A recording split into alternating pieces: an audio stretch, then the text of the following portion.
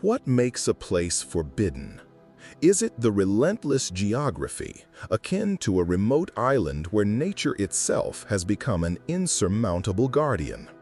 Or is it the human hand, erecting barriers of security and secrecy in the name of sovereignty, science, or fear? We live in an era of unprecedented connectivity, where satellites map every inch of the planet and information travels at the speed of light. Yet, paradoxically, enclaves persist that defy this ubiquity, places shrouded in mystery and inaccessible, reminding us that the unknown still holds sway in our world. These locations are not mere points on a map. They are portals to that which we cannot see, to that which we are not permitted to know, and to that which we may never fully comprehend. Human curiosity is an inexhaustible driving force. From the most remote epochs, we have sought to explore the unknown, unravel enigmas, and expand the boundaries of our knowledge. This thirst for discovery has propelled us to scale mountains, traverse oceans, and even cast our gazes toward the stars.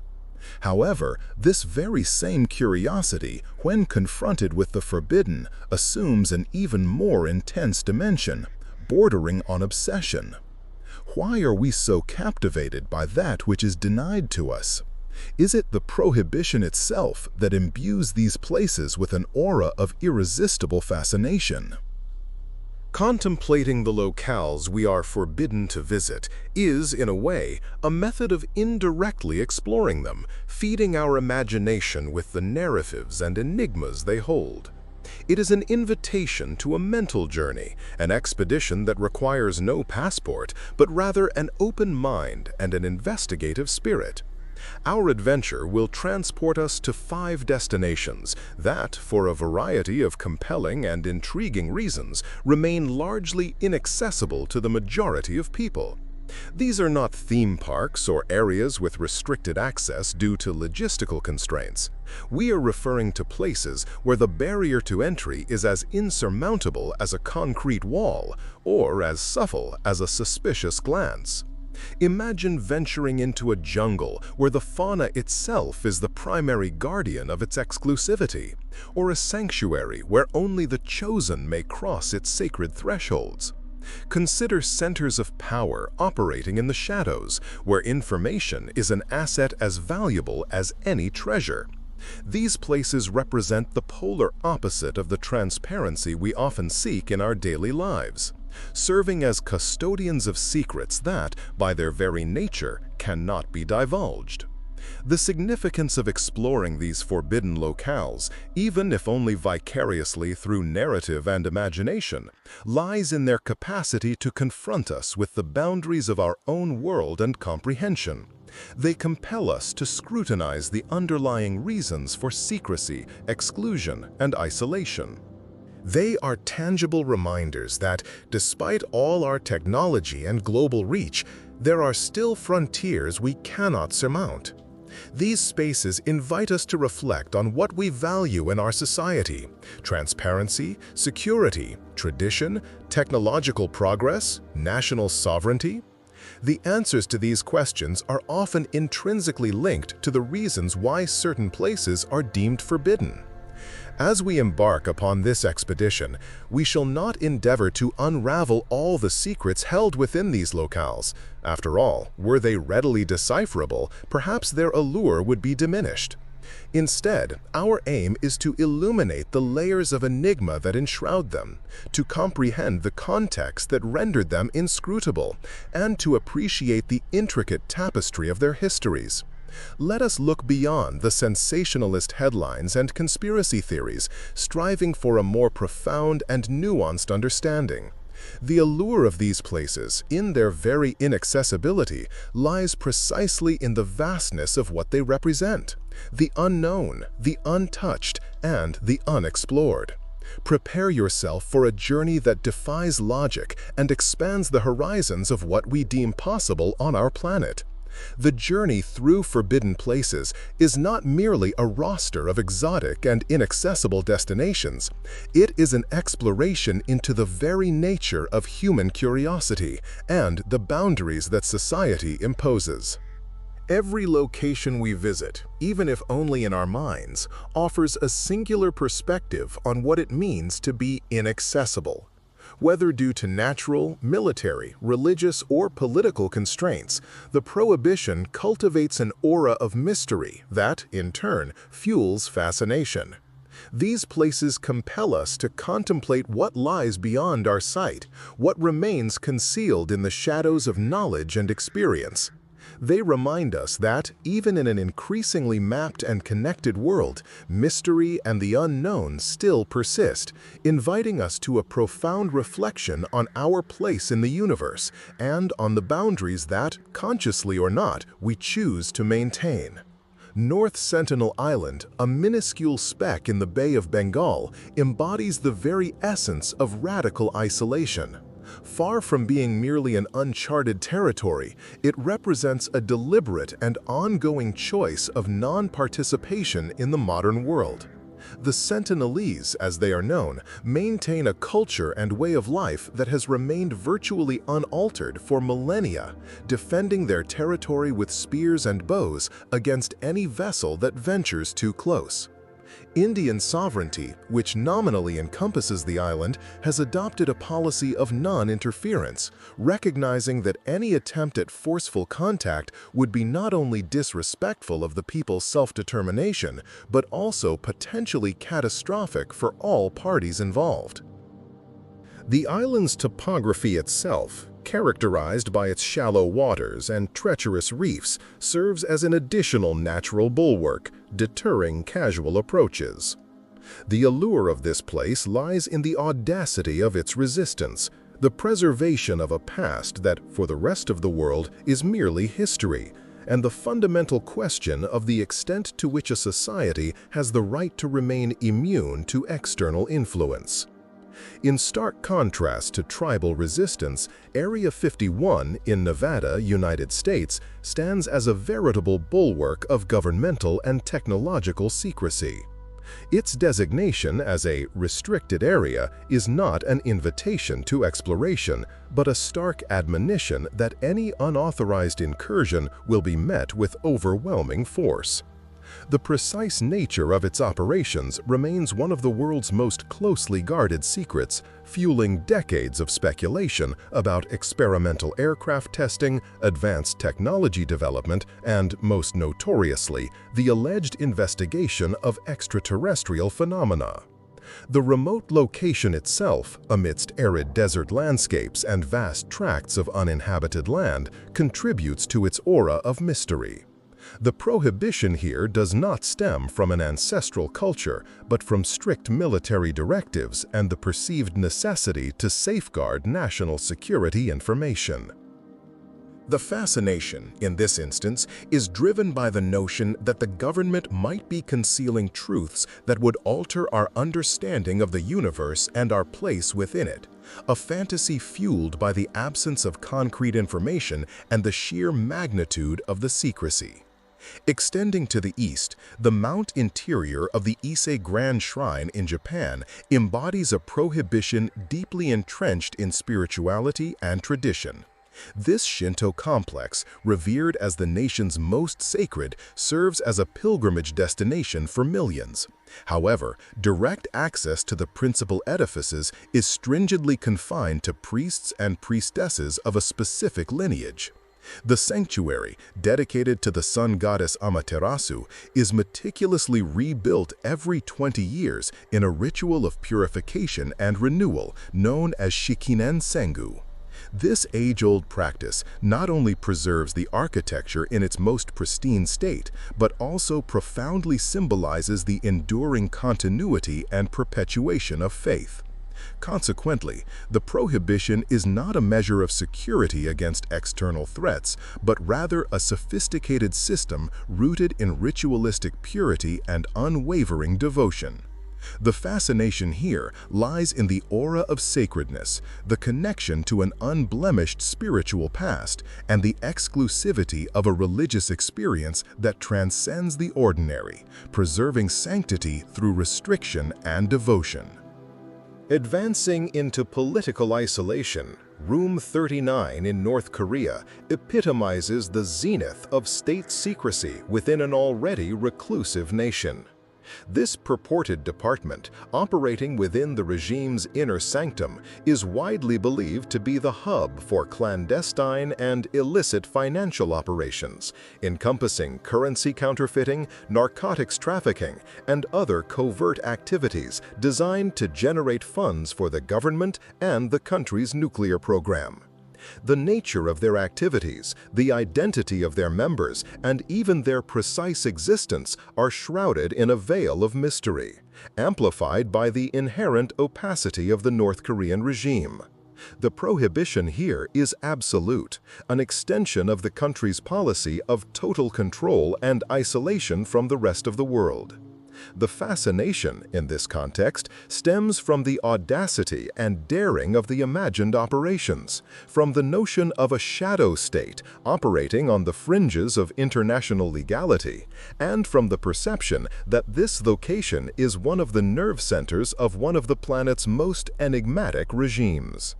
Finally, we return to Brazil to address Ilha da Queimada Grande, or Snake Island, a natural sanctuary where prohibition is dictated by the sheer force of nature. Home to one of the world's densest concentrations of venomous snakes, specifically the golden lancehead pit viper, Bothrops insularans, the island has become an ecosystem where the serpent reigns as the dominant predator. The venom of this species is exceptionally potent, capable of killing a human being within a few hours, and its population density renders the island an imminent peril to anyone who dares to disembark. The Brazilian government, cognizant of the extreme risk, has imposed a stringent visitation ban, permitting access solely to authorized scientists under rigorous safety protocols and for specific research purposes. The allure here is primal, a potent blend of awe at nature's sheer resilience and a healthy trepidation for the lethal force it can unleash. It stands as a testament to wildlife's capacity to reclaim and defend its territory, rendering it inhospitable to human encroachment. As we weave the tapestry of our explorations, we begin to discern underlying patterns that transcend the particularities of each forbidden locale. We perceive that inaccessibility, in its diverse manifestations, is not a mere geographical happenstance or a simple imposition of authority, but rather a reflection of values and priorities intrinsic to the human condition and the societies we forge. Every barrier erected, whether by indomitable natural forces, by unquestionable military orders, by immutable spiritual precepts, or by clandestine power strategies, serves as a mirror, reflecting not only what is being guarded, but also the underlying reasons necessitating such vigilance. It is as if each of these strongholds, with their mysteries and their guardians, offers us a unique lens through which to examine the boundaries of our own knowledge and our own sphere of influence. The journey to this point has afforded us a glimpse into how the absence of direct access to certain spaces shapes not only external perception, but also the very essence of what those locales represent. The intangibility, the veil of secrecy, and the aura of peril that surround them transform them into magnets for the imagination, catalysts for speculation, and, ultimately, potent symbols of mystery. These narratives, forged in the absence of direct experience, take on a life of their own, fueling a continuous cycle of curiosity and fascination. It is a peculiar alchemy, where a paucity of information is transmuted into a richness of meaning, where that which we cannot perceive becomes, paradoxically, more vivid in our minds.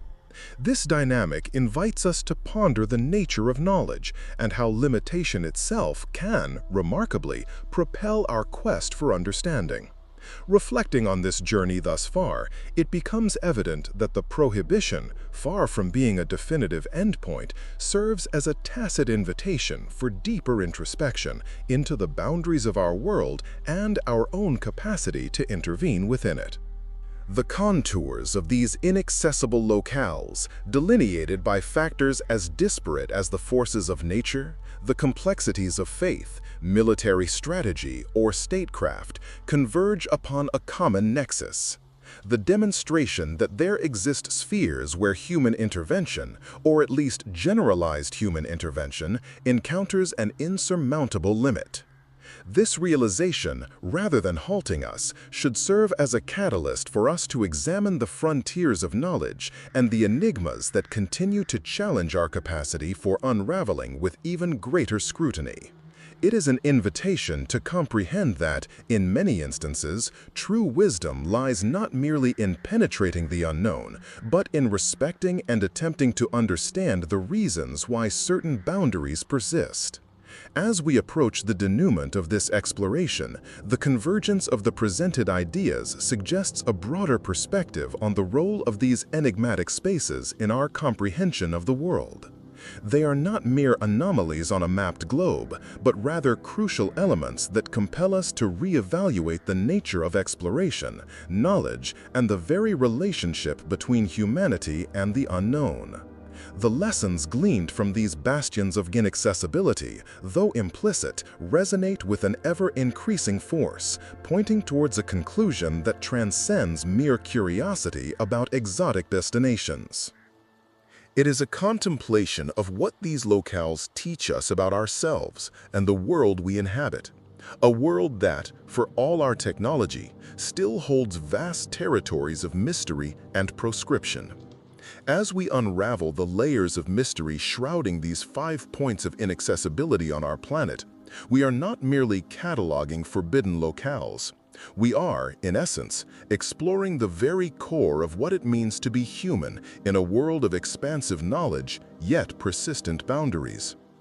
North Sentinel Island, Area 51, the Ise Shrine, Room 39, and Snake Island are not merely isolated geographical coordinates. They are multifaceted mirrors reflecting our most profound curiosities, our most primal fears, and the intricate tapestries of rules and traditions that sculpt our societies. Each of these locales, with its aura of exclusivity and its veil of secrecy, serves as a poignant reminder that, despite our prodigious capacity for mapping, connecting, and disseminating information, mystery still profoundly endures. The allure they hold resides precisely in that which is denied to us: the impossibility of treading on sacred ground, of unveiling military secrets, of comprehending life in its most pure and untouched form, or of probing the depths of hidden power, is not a deterrent, but an invitation. An invitation for the mind to journey where the body cannot venture, for the imagination to fill the voids left by restricted information, and for reflection to delve deeper into the reasons that lead to the creation and maintenance of such barriers. This mental journey, while not involving passports or intercontinental flights, is perhaps the purest form of exploration, as it compels us to confront not only the external unknown, but also our own limitations and desires.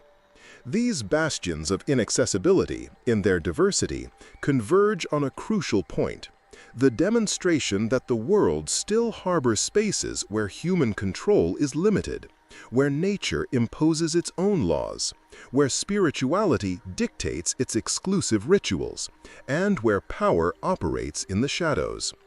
They teach us that true understanding is sometimes found not in penetration, but in respect for the boundary, in contemplation of what lies beyond reach.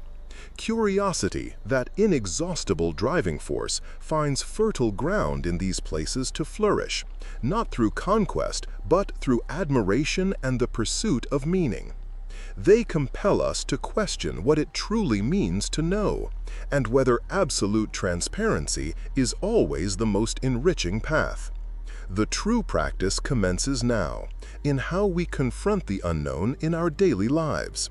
By acknowledging the existence and significance of these forbidden territories, we are invited to cultivate a sense of awe for the mystery that still permeates our planet. This contemplation empowers us to pursue knowledge with humility, to respect boundaries, and to understand that, in many instances, the beauty and significance of a place reside as much in its accessibility as in its inaccessibility. May this mental exploration inspire us to keep the flame of curiosity alive, to embrace the vastness of what we do not yet know, and to find wonder in the frontiers that define our world.